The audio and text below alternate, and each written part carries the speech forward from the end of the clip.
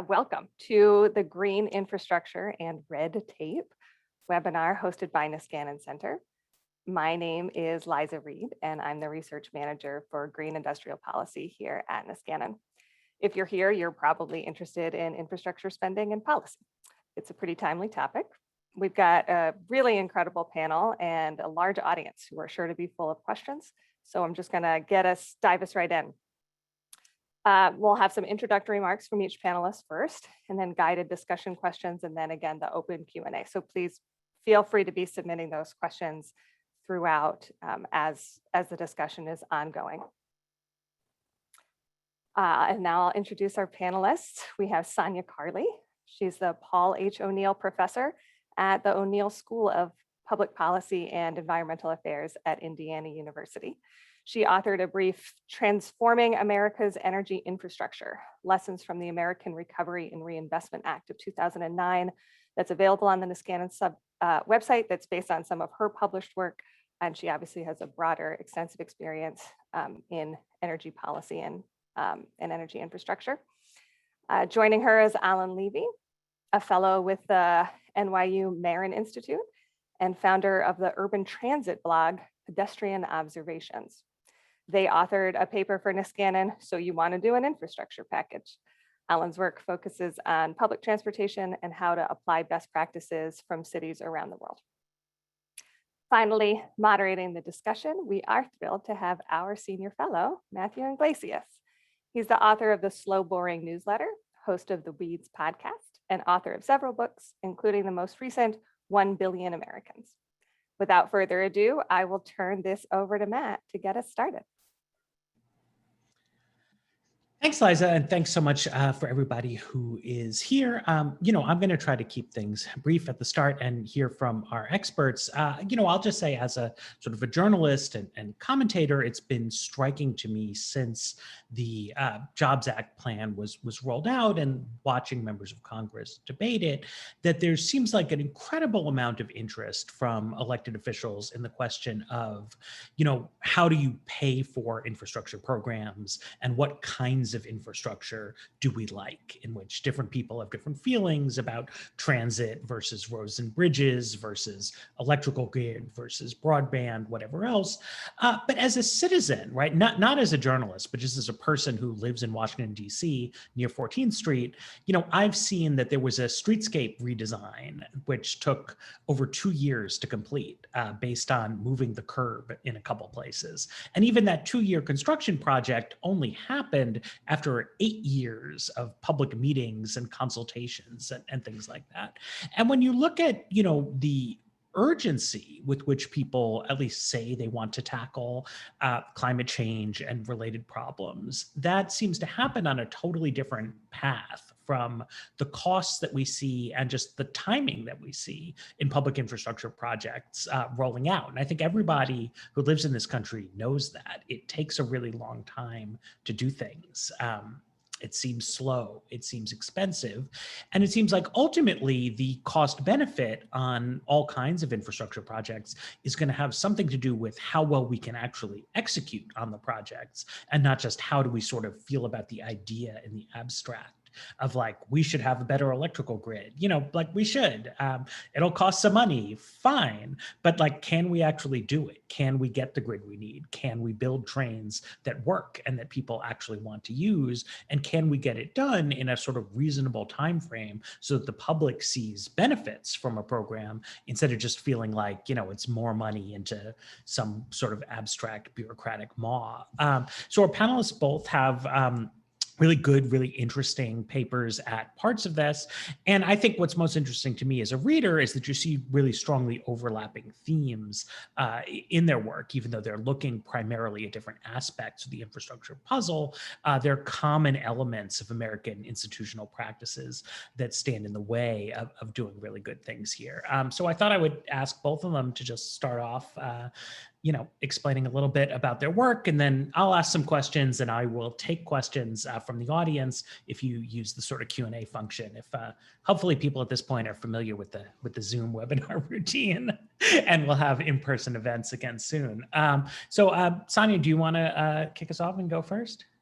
Sure, I'd be happy to. Thank you very much, Matt and Liza, for hosting today and for inviting me to join. So although there are important details that Washington is currently debating about the American Jobs Plan, such as the price tag for the effort and how to source the funds and what exactly is captured by the traditional infrastructure term, I think an impending set of decisions awaits, and that is how to effectively, efficiently, and equitably implement the plan. So I will focus my remarks today on ways in which we can optimize the success of an infrastructure program. And I will argue that the devil is in the implementation planning details, and that we can learn from the American Recovery and Reinvestment Act of 2009, which implementation complications to avoid. I will also argue that it is important to consider environmental justice when designing an infrastructure plan, as well as physically developing the actual infrastructure. Let me begin with a bit of background, however, on my research. I study the design of energy policies, energy-based economic development, energy justice, and public perceptions of energy infrastructure, all of which is germane to the topic of the panel. In my work, I have interviewed those who have administered infrastructure programs and those who are asked to accept new transmission, distribution, or pipelines, for example, on their property. And I've studied empirically what leads the public to accept or protest against new infrastructure developments. In many ways, the American Jobs Plan resembles the American Recovery and Reinvestment Act of 2009, with its focus on infrastructure, jobs, and innovation. The Recovery Act of 2009 was an $840 billion stimulus package intended to provide both short-term economic relief as well as long-term growth in innovation and infrastructure and economic development that could expand US global economic competitiveness. And about $168 billion went toward green investments, including energy spending, road repair, brownfields redevelopment, and more, with many similar objectives for spending on energy-related infrastructure and jobs, as we're discussing today. So drawing on semi-structured interviews with state public officials who administered Recovery Act programs, the major challenges associated with the Recovery Act were: 1, interagency coordination; 2, delayed federal guidance on how exactly to comply with various provisions within the Act, such as the prevailing wage requirements or the Buy American requirement; and 3, compliance with other local and other state and federal regulations, such as historic preservation codes or NEPA and so forth. So these various complications and administrative difficulties were easier for some administrators to overcome than others. Those who were recently laid off or furloughed in the economic downturn, for example, they fared much worse than those who are able to retain their staff. And those who had acquired more experience and built greater administrative capacity, especially with clean energy initiatives, were much better able to spend their stimulus funds efficiently and to identify, quote, shovel-ready projects that were already in the works. These experiences lend several lessons, I think, for present-day infrastructure planning. They suggest the need for clear and immediate federal guidance, strong interagency coordination, streamlined and coordinated reporting requirements, and likely a longer time horizon than just 3 years to effectively and completely allocate all funds across a range of programs. They also suggest the need to provide additional support and resources to those locations with less experience and capacity, including those locations that are not already making large investments in low carbon infrastructure and may not already have readily available American-made products, for example.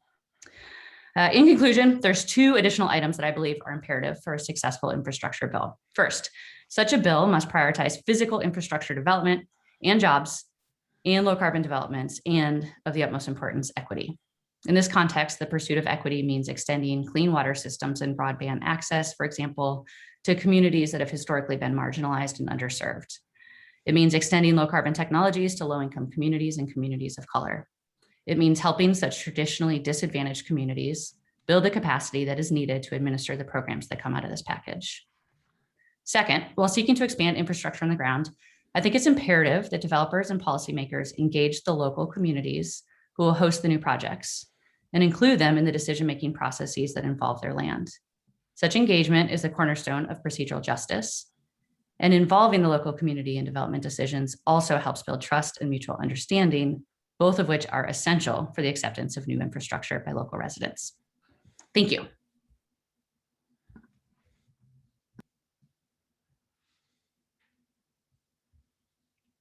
Alon, you want to unmute and enlighten us?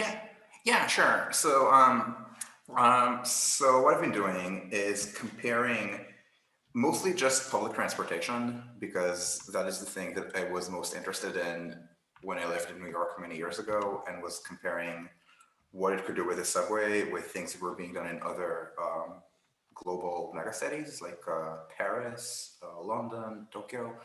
And that mushroomed into a large project called the Transitcosts project. It's Transitcostscom, which is a comparison of subway costs around the world.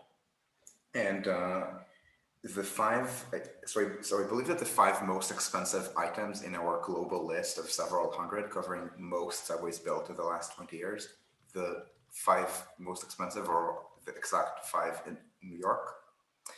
And the rest of the United States is also pretty expensive and growingly so. And it kind of worries that people keep asking, is there a good American example? Well, there were 10 years ago, but somehow every good American example from 5, 10, 15 years ago, that city is kind of realigning with really high costs. So, so for example, in Germany, which is not a low-cost country, we're medium cost, a kilometer of subway costs about maybe $200 million, not euros, if it's outside city center, like some plans in the more suburban parts of Berlin. And in city center, it's more like 300, 350. Global median, again, it's a little bit less. Germany is not a low-cost country, but in the United States, I'm seeing things that are 500, 600, 800. And then in New York, where you're well north of $1 billion, the budget for Second Avenue Subway Phase 2 is $2 billion. So we wrote this thing about infrastructure for Niskanen, in which it's all work in progress for the Transit Cost Project, trying to understand how the United States could have German costs, or ideally how the United States could have, let's say, Swedish costs. Italian costs are actually very low, Spanish costs.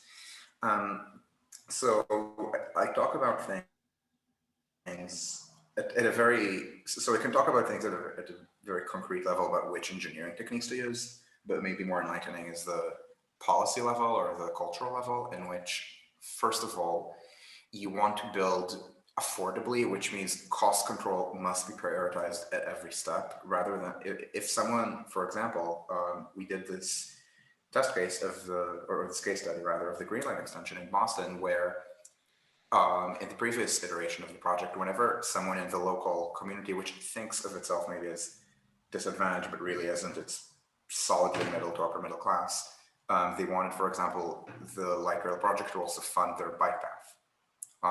And the answer to basically everything was always going to be yes, no matter how unreasonable. And it wasn't the only thing, but it was one of the factors. So you want to always prioritize cost control. You want to have very good interagency coordination, exactly what Sanya said. I can cite you many projects that became horrifically expensive just because of agency turf battles that the writers have no reason to care about. You want to build back swiftly. So the longer you spend on something, the more it's going to cost. And the kind of insight of very low cost countries, Spain, for example, sometimes awards contracts by how fast you can build. To some extent, it's also cost and how technically apt your proposal is, but they also put a weight on speed. You want, probably more than anything, to be very curious, because this is not something the United States is on the global frontier of, public transportation, the main frontier of the technology of public transit.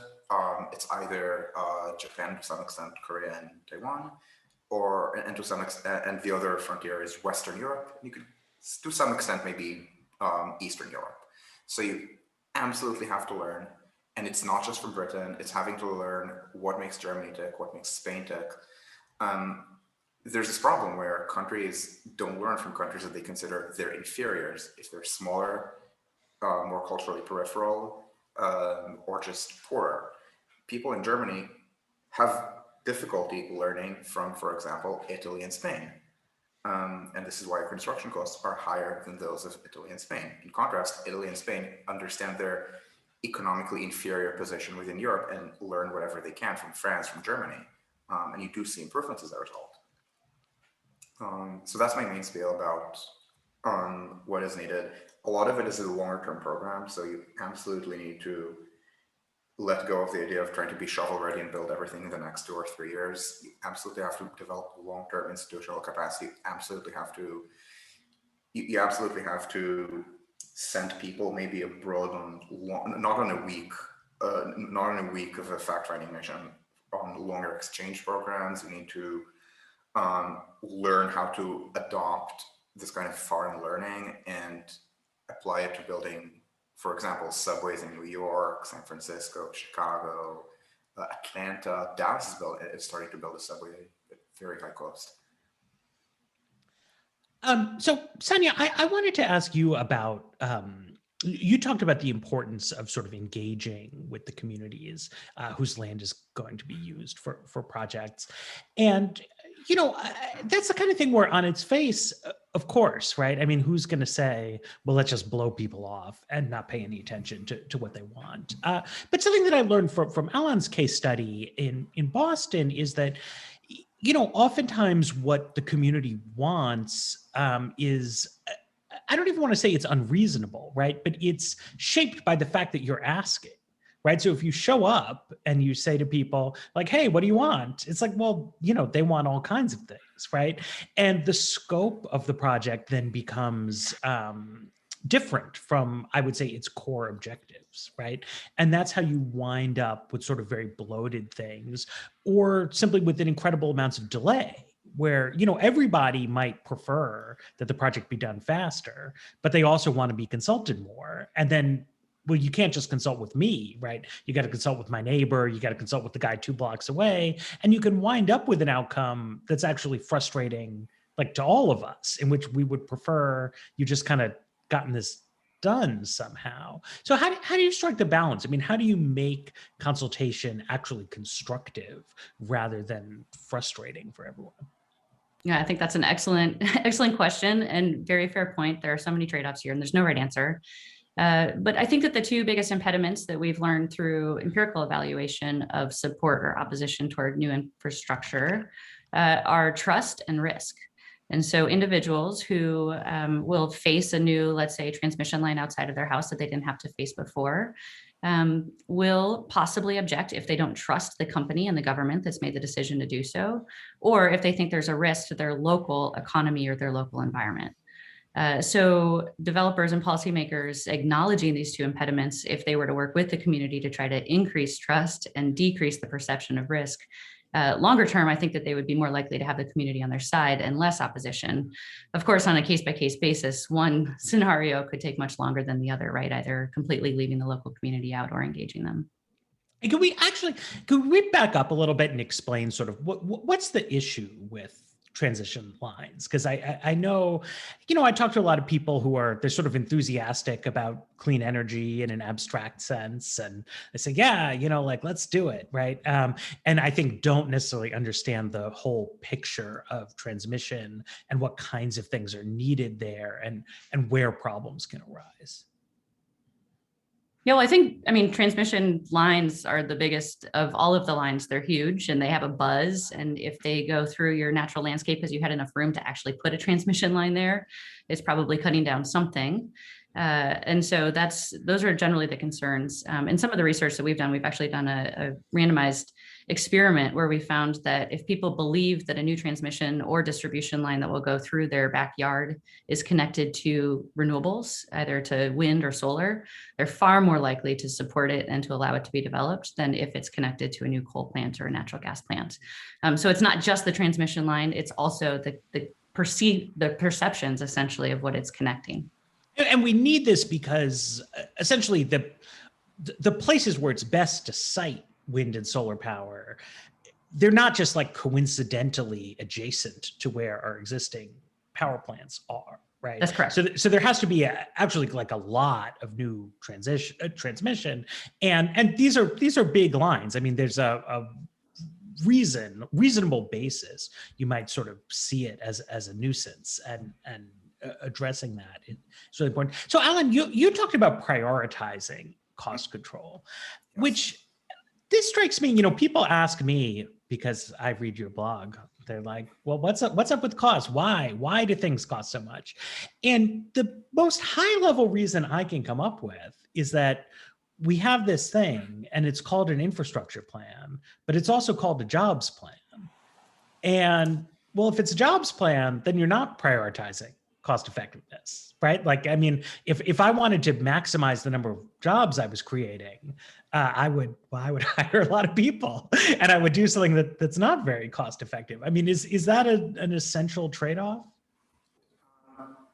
It's a trade-off. I don't think it's an essential trade-off, but jobs are certainly always a rhetoric. I mean, there's lots of kinds of rhetoric that people use to justify high costs. Jobs is one of this, but this is not a particularly labor-intensive operation, not in rich countries in the 2020s.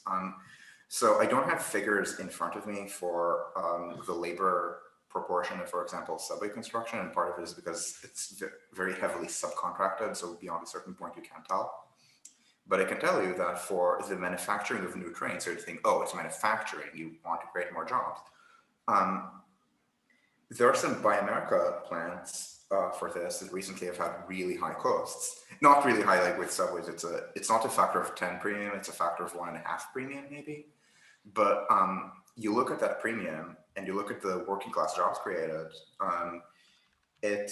you're paying about $1 million per job, and the job probably pays $20 an hour, lasts for maybe 4 or 5 years.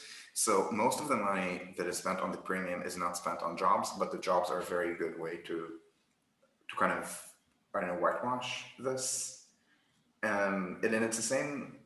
And it's the same even when people talk about NIMBYism. So Sanya actually gave a really good example just now about how people are less likely to oppose transmission lines if it's for renewable energy. It's because that means it's not NIMBY opposition. It means that people don't want more infrastructure for coal and natural gas plants and do want more for renewables.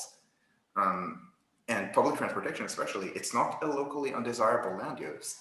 I would be very happy if there were, for example, a bus lane in my area. I mean, maybe I wouldn't want a streetcar on my street, but that's because I think that my street is not the highest priority for this. But if I lived on a street and people ask me personally, is it good? Obviously, I think it is. It's just that a lot of unreasonable concerns are often brought to the fore by people who just want more money. So, Sanya, you also talk about Buy America requirements in your paper. I mean, these are across fairly divergent areas, but it's something that Biden, I think, has emphasized, that he wants strict Buy America rules. And like, what is that? What does that mean? And what kind of challenges do policymakers need to keep in mind? Yeah, in its simplest form, a Buy American requirement is that a certain proportion of any given commodity that's used for a project has to be sourced within America. And it has to be a proportion based on the item, because different items, global supply chains, things are made all over the world nowadays. So you just like a bolt or a part might be made in a different country.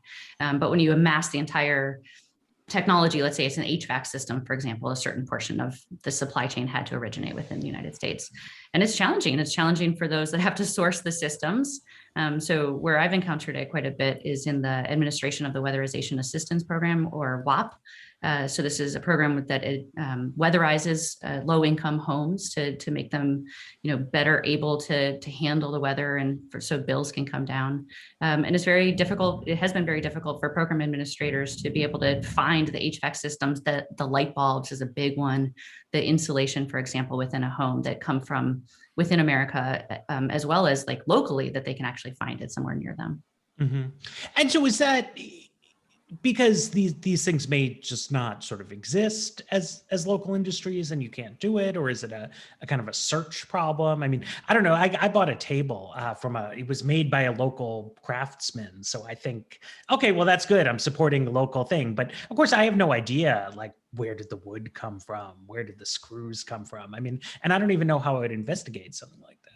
Right. I mean, you're hitting the nail on the head in terms of why it's so difficult for any given thing. How do you track down exactly where it came from and every given component within it? It's just incredibly difficult, which is why you need federal guidance with some kind of stipulation like this, so that people can figure out exactly how to source and what percentages of each different commodity to use. It's just very difficult. And I think, to Alon's point that he was making about sort of where does the frontier lie, right? It's kind of relevant here, because you can have the aspiration as an industrial policy to say, okay, well, we're trying to become the market leader in something in particular. But you're probably not going to be the leader in everything. It may not be particularly useful to try to become the market leader in everything.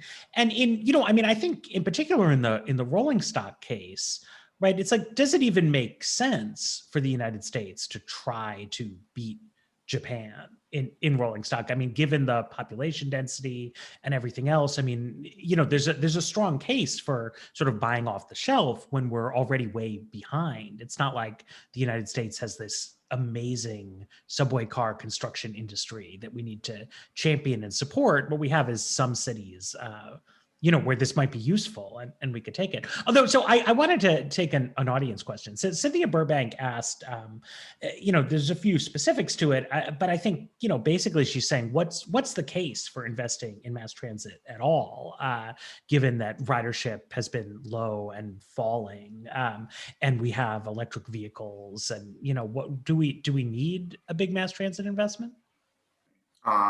Yes, because you can absolutely have cities that do not have mass transit. Los Angeles, I mean, yes, there are trains, but the model split for trips to work in Los Angeles is 5%, and it goes lower in, for example, Detroit, Houston. But this comes at a real cost to efficiency, to economic efficiency, because you can't deliver enough people into one city center this way. So Los Angeles is incredibly weakly centered.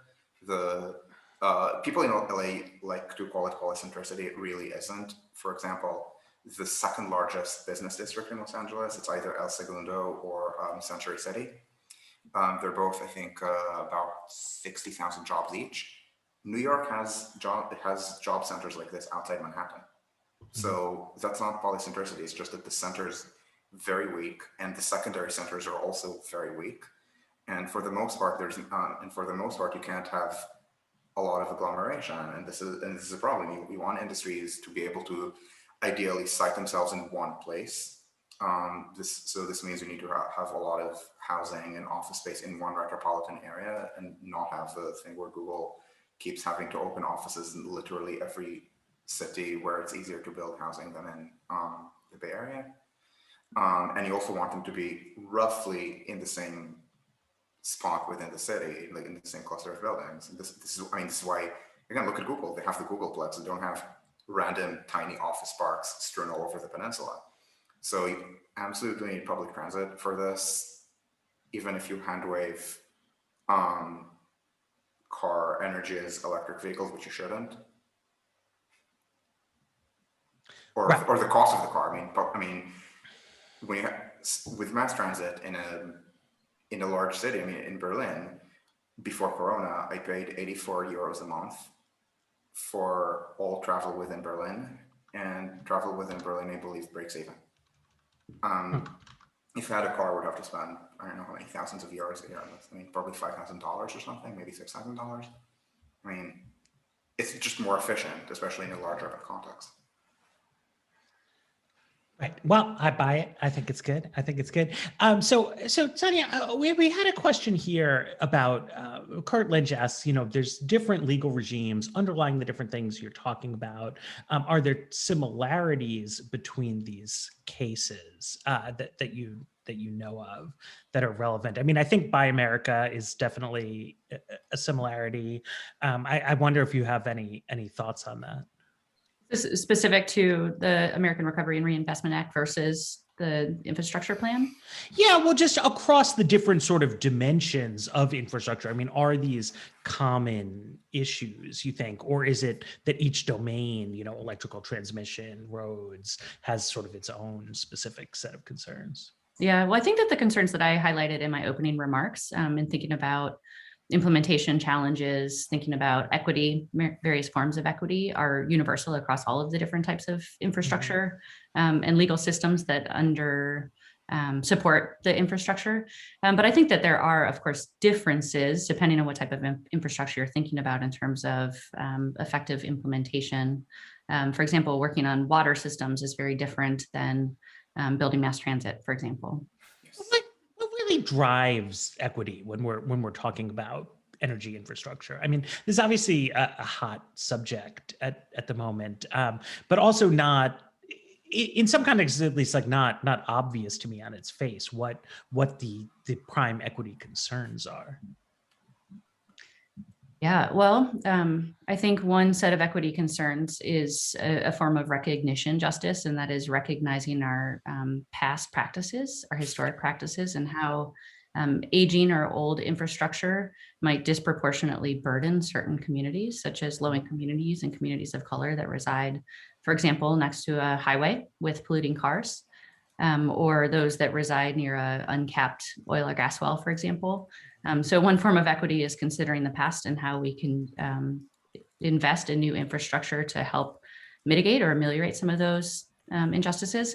But then as we're thinking about going forward and the new infrastructure that we seek to develop specifically as it relates in my domain to the energy transition and transitioning toward clean energy technologies, there's a host of other equity dimensions, such as who actually has access to these new technologies and to these new infrastructure systems. We know from the research that there are certain communities that are left out, for example, don't have access to clean water, don't have access to clean light bulbs or to solar panels or to batteries, and you name it, electric vehicles. There's so many that don't have access.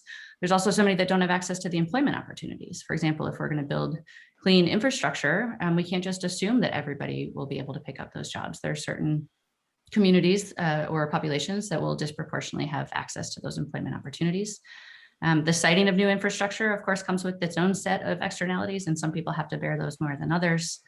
And any other burdens that come along with new energy infrastructure development, such as if energy prices rise, then there are certain communities that will have to continue to pay more of their energy burden, which is more of their income on energy, and might not be able to absorb those costs as well as others. So there's a huge host, I would argue, of equity and justice dimensions related to infrastructure development. So Peter Goldberg wants to know about tunnels under the Hudson River, which I feel like Ellen could probably do a whole hour on, just on its own. Only one hour? But can you talk? I mean, this is just one project, but obviously it's significant. New York is the largest city in the United States by a large margin. It's also where all the media is and the Senate Majority Leader. So there is always a lot of interest in this question. And what should we do about it? Yeah, that's a really frustrating part. I mean, the Gateway Tunnel is a project with very extensive benefits. The problem is somehow the costs have risen to be even larger than these benefits. And I can, for example, point out serious agency turf problems going back 20 years when they rejected a cheaper plan that would only connect to the existing Penn Station box, but also build a tunnel from Penn Station to Grand Central and run trains through New Jersey Transit and Metro North. This was not pursued for reasons that the agencies are kind of mum about, but are likely to be turf battles between Metro North and New Jersey Transit. So the part of the issue here, right, is we have Amtrak is trying to run trains under the Hudson River. Also, New Jersey Transit is. Yes. Then they are both using Penn Station, which they also share with Long Island Railroad. Yes. Yeah, and they share it awfully is the problem.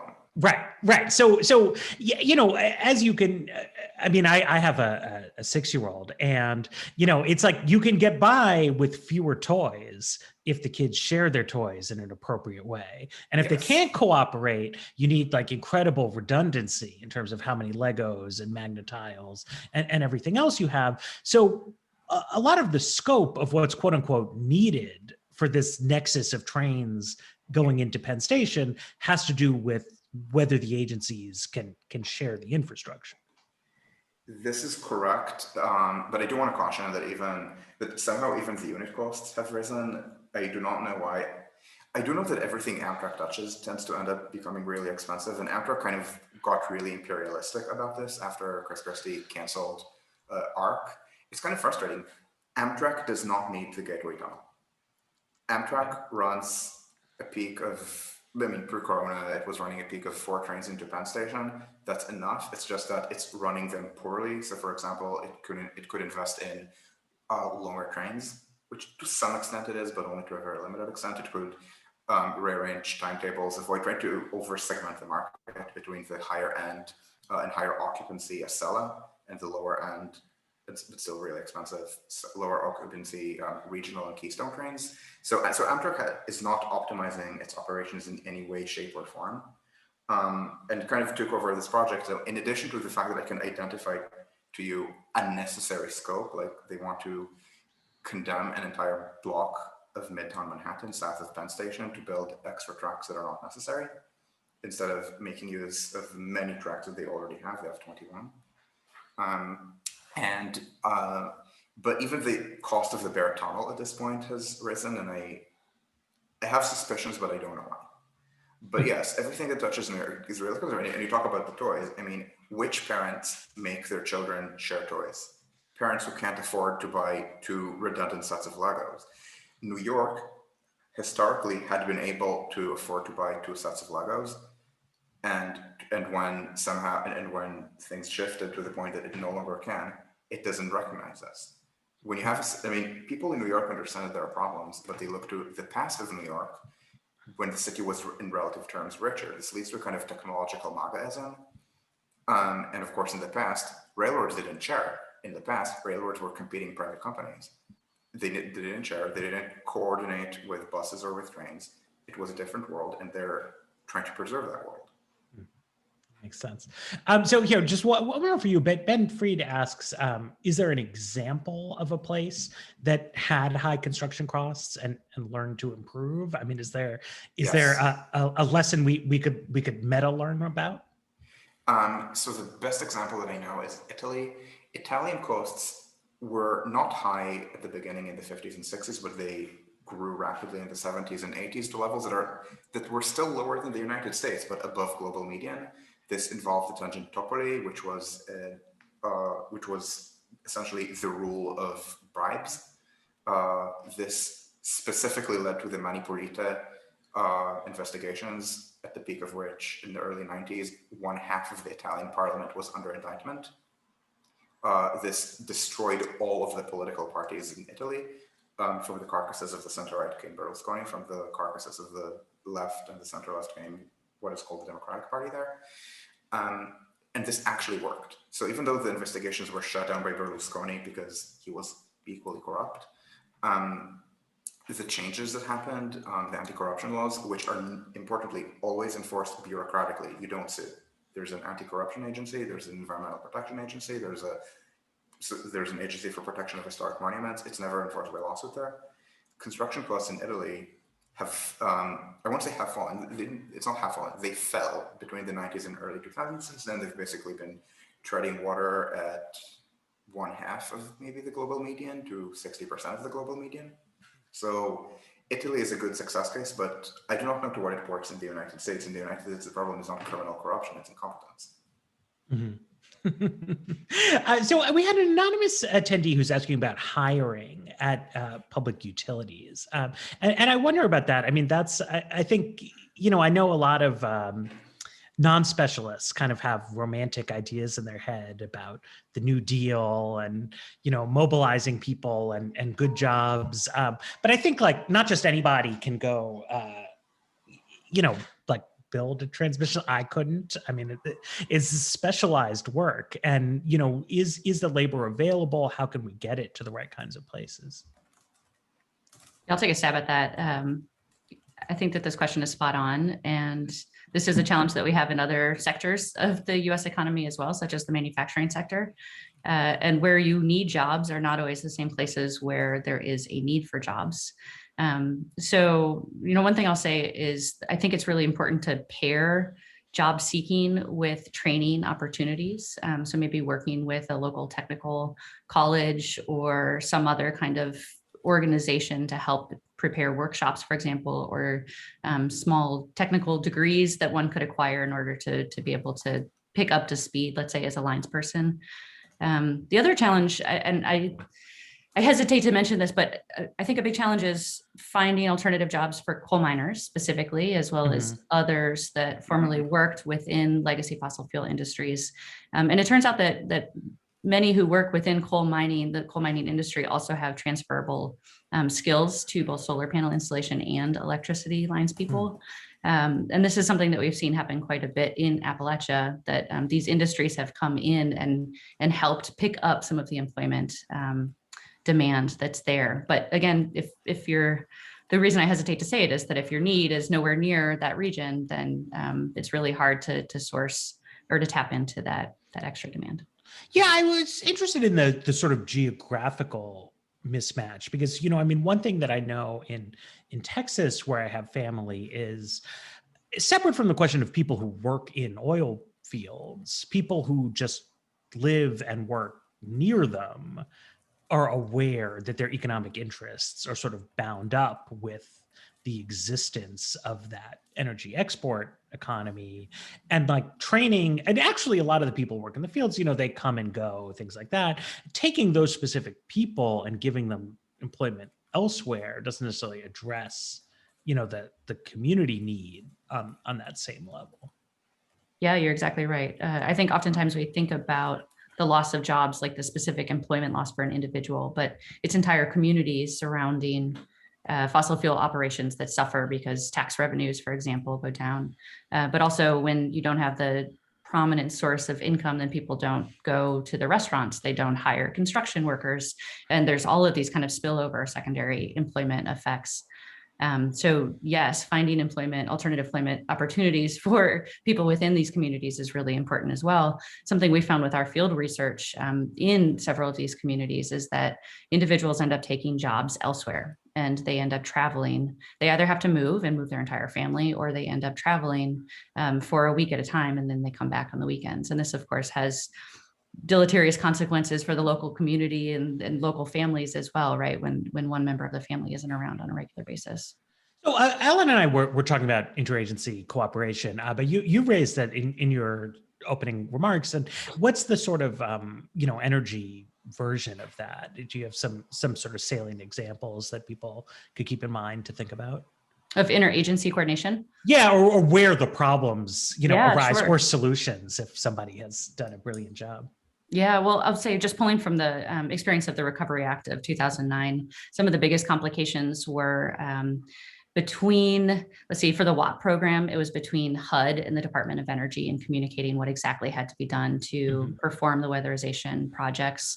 And the biggest one is reporting. So I think it's really important with a major plan to have transparency and reporting regularly so that we can track the numbers and make sure that we're efficiently and effectively spending the money. But recording data is very time intensive. And if individuals are reporting different kinds of data to different agencies, I think that that's a problem because you end up spending more of the program funds on just hiring the reporter or the recorder rather than you could actually by putting money towards infrastructure.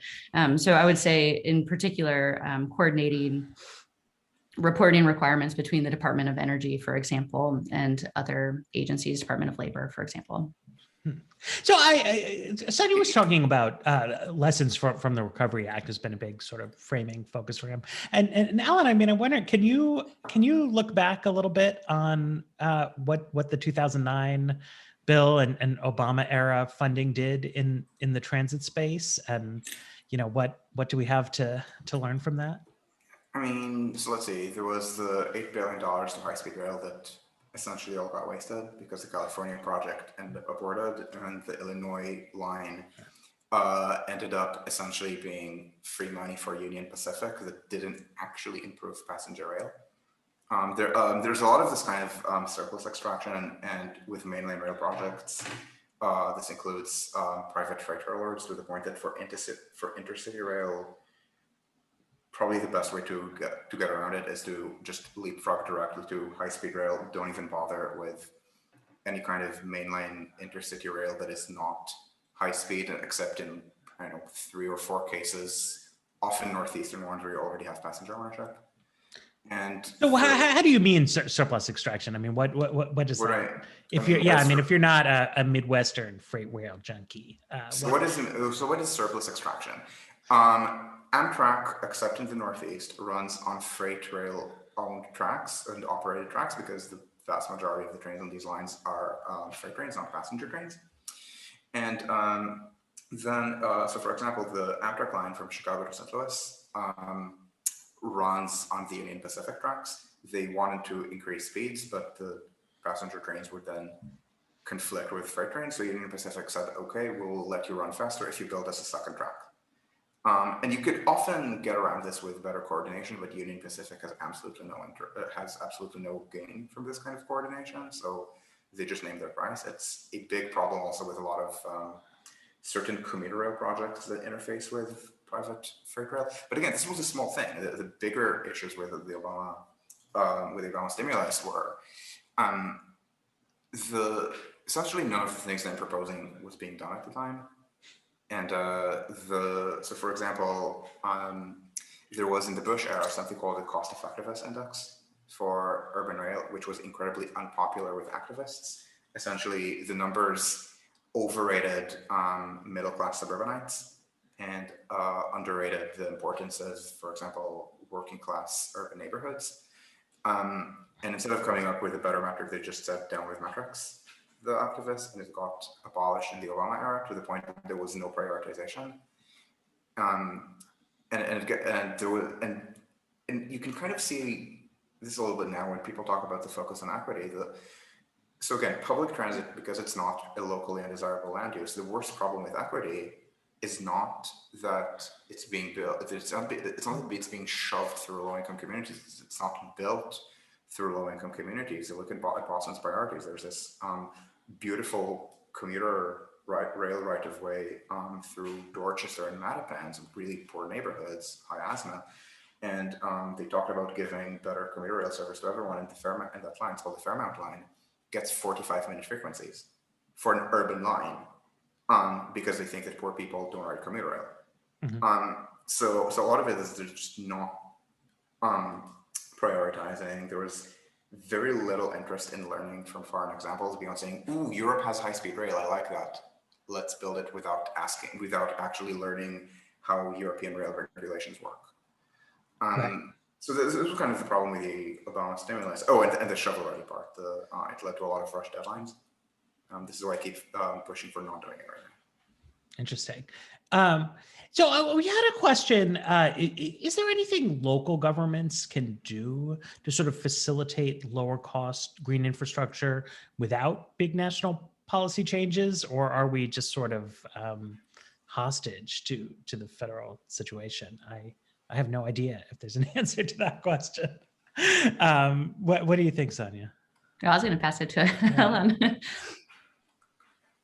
I mean, I assume incentives, right? They can give incentives for development. It's a really difficult question. I mean, I keep thinking that the future of this is federal, maybe state level, but there's a big problem with local governments that kind of aren't necessarily answerable to, let's call it the public. They're answerable to neighborhood notables who are very different. For example, they drive at much higher rates. It gets to the point that you have neighborhoods where the car ownership rate is 20% of the population, maybe in parts of Manhattan, where if you ask the community notables about taking space away from cars and giving into buses, they will yell at you. Mm-hmm. It does seem like state government is potentially, I mean, one thing I always worry about with, I don't want to say worry, but think about with the federal government is that, you know, because the use of these projects tends to not be genuinely national, the federal government's incentives to deliver in cost-effective and timely ways seem somewhat weak to me compared to state governments. You know, like you would really want the infrastructure to be better, right? The air to be cleaner, the transportation to work better. I mean, it's frustrating. Alon was talking about New York has sort of tied itself into a state of paralysis. But you would think that like it would really reflect well on Andrew Cuomo if he was able to build subways at a much cheaper rate. People would say, hey, like that's really impressive.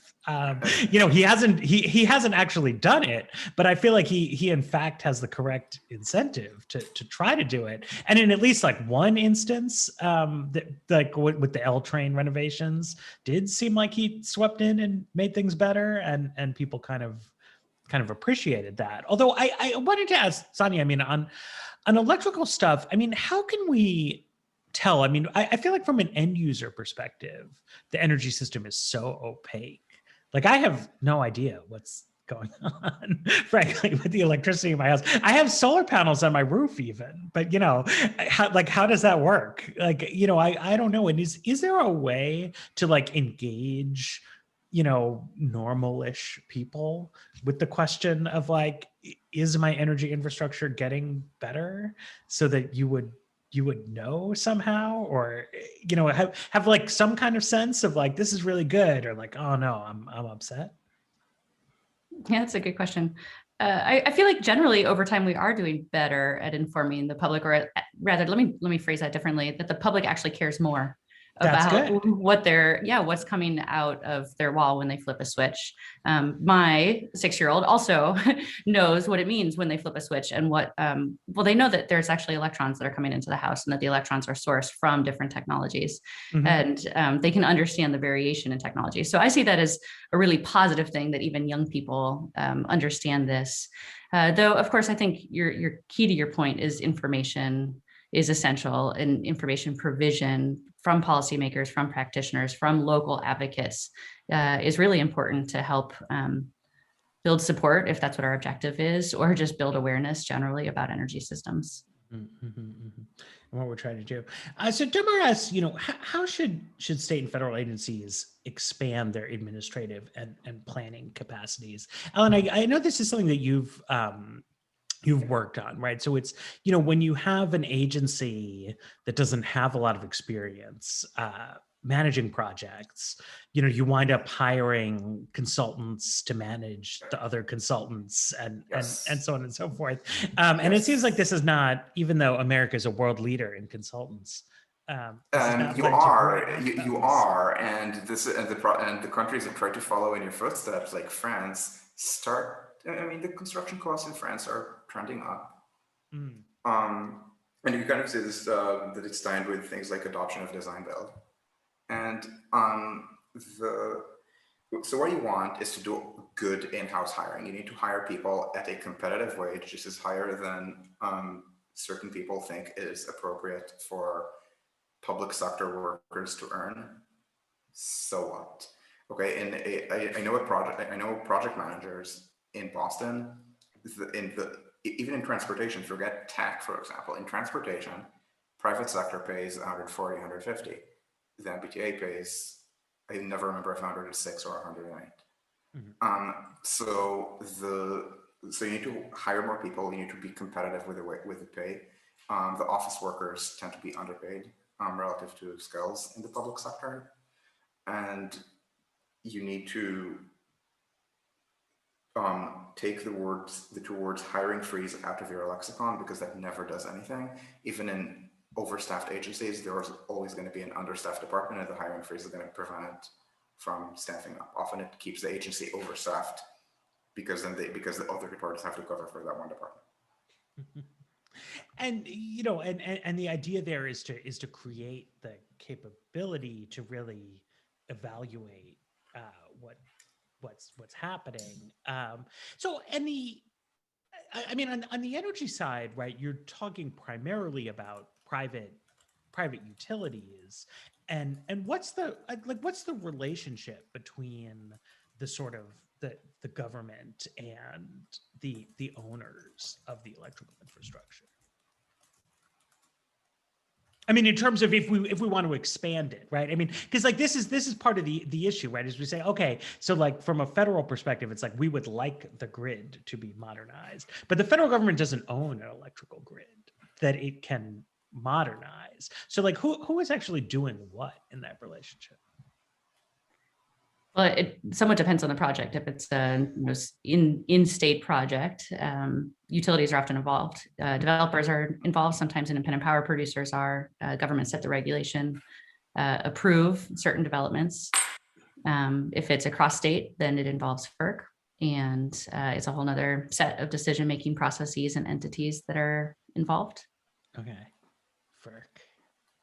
That's yeah, I mean, I feel like this is, you know, a big sort of challenge. So I heard somebody was telling me, maybe this is wrong, but that essentially the eminent domain powers are not strong enough for creating these like interstate interconnections compared to how they are for natural gas infrastructure, and that this is making it more challenging to build these things out. Is that your understanding of the situation?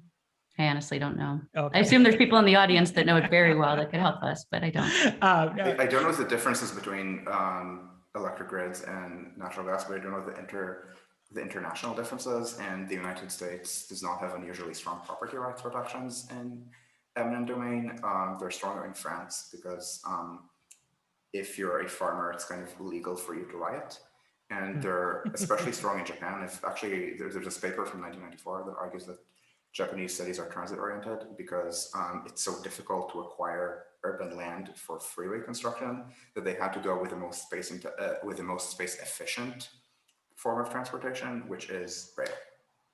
Oh, I see. So you had to like dig under the Yeah, ground because you couldn't acquire the land. Because they couldn't acquire the land. To this day, Tokyo's freeways are, I think, like 2 lanes in each direction, maybe 3, and there aren't that many of them for how big Tokyo is. There are places where there are stations on the Tokyo subway that don't connect, that should connect because the corridor would go under private property. Japanese property rights protections are very strong. There's this, and so it's part of this kind of curiosity bit that I talk about America. Americans don't think that another nation could have stronger civil liberties than you guys, but it often is the case. We strongly believe in our own belief in freedom, whether or not it's 100% true. But you know, that's America for you. So you know, as we come to the end here, I mean, I think Sanya, can I just ask you, like, what what do you think people really ought to take away from this? If you want to come back and think about like what needs more focus relative to the proposals that you've seen coming out of the White House? I mean, where can somebody bear down their energy to try to make sure something really worthwhile is going to come out of this? Yeah, that's a great question. I think 2 areas. I think the first is on the equity dimensions. It's easy to identify the various equity and justice dimensions of infrastructure development, but it's much harder to think through the implementation details and how exactly we can develop infrastructure in a way that is equitable. I think the second aspect that's particularly challenging is the actual on-the-ground development and the interactions between people that have to house or be adjacent to new infrastructure developments and the developers, and what kinds of facilitation processes or communication needs to happen in order to kind of make that as efficient and productive for both parties as possible. And both of those have some research and some, really great insights already developed, but both could benefit from much deeper analysis. All right, thank you. So I think that's coming up on our Thank time you. here. Yeah, absolutely. Thank you so much to the panelists, Alon and Sanya, and thank you, Matt, for moderating. This was a great discussion. Clearly, Thanks we've for got some inviting. wonderful Q&A. Yeah, thank you so much. And we look Thank forward you. to follow up. Everyone's on Twitter, and there's our papers are online. The papers they wrote are online as well. Thank you again, So, everybody. Thank you. Thank Have a you. wonderful afternoon.